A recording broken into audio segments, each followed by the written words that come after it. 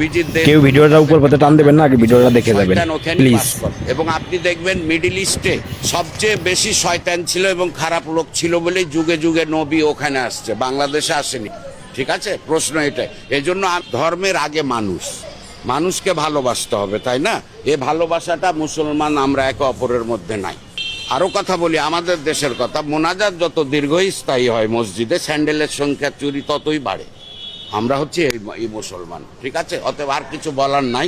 America attack করছে ইরানে যে হরমুজ প্রণালীটা আছে, গত যুদ্ধটাতে আমেরিকা হেরে গেল, এসবটার জন্য ওরা ভেনিজুয়েলা দখল করলো। তেলটা বিশুদ্ধ ছিল না, আমেরিকার বিশুদ্ধ তেল তৈরি করার মেশিন তৈরি করতে 2 দিনও লাগে না। তারপরে ইরানকে অ্যাটাক করবে, এটা জানতাম। আমার প্রশ্নটা হচ্ছে রাগ আমেরিকা ইসরায়েলের ওপর না, আমার রাগ সৌদি আরব, কুয়েত, দুবাই, কাতার, এদের ওপর। এসব মুসলিম দেশগুলো, এত বড় লোক কান্ট্রিগুলো ইরানকে সাপোর্ট না করে কেন আমেরিকান সোলজারদের আশ্রয় দেয় ওখানে, তাই না?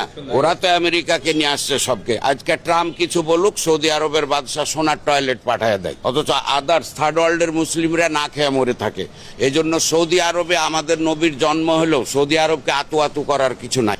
শয়তান হচ্ছে মিডল ইস্টের মুসলমানগুলাই। এরা কেন ওদেরকে আশ্রয় দিল বলি তো তারা আজকে সাহস পাচ্ছে, তাই না? এখানে আমি আগে নিজের ঘরের ছেলে খারাপ হলে নিজেরটাকে আগে দোষ দিতে হয়, অন্যের ছেলেকে না।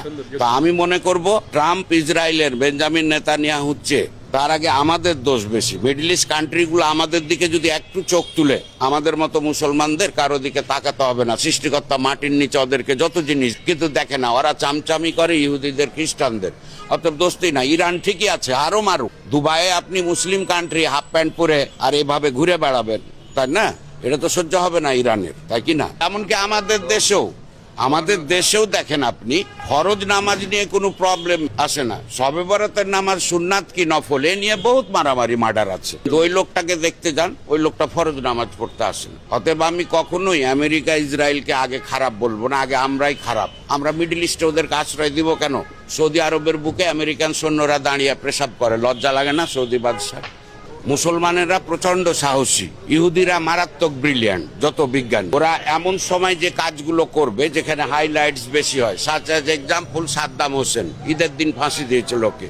ঈদের দিন তো দেওয়ার কথা না, কিন্তু ওরা ওই দিনগুলাতে দেয়। রমজানে অ্যাটাক হবে, আরো বেশি অ্যাটাক হবে, লোকজন জানবে, মুসলিম বিশ্ব হয়তো একতাবদ্ধ হবে, আন্দোলন হবে, এটাই চাই ওরা। আমেরিকা এবং রাশিয়া এই দুইটা দেশ কখনো মারামারি করবে না। স্নায়ু যুদ্ধ তো বুঝেন, ওরা মাথা দিয়ে নড়ে, কিন্তু ভিতরে ঠিকই মিটিং হয়ে যায়। তুই ইউক্রেন দখল কর, আমি ভেনিজুয়েলা দখল, তুই যুদ্ধ লাগা, আমি অস্ত্র বিক্রি করব। এদের চরিত্র এটা। কিন্তু আমার কথা হচ্ছে, আমাদের চরিত্র খারাপ হবে কেন মুসলমান? হরমুজ প্রণালী বন্ধ করে আমরা যদি ওদেরকে তেল না দিই, ওদের গাড়ি ঘোড়া দুপুর পর্যন্ত চলবে, তারপর চলবে না। কিন্তু আমরা চামচামি করি তাদের। কেন দুবাই, কুয়েত, কাতার, সৌদি আরব আমেরিকান সৈন্যকে নামাবে?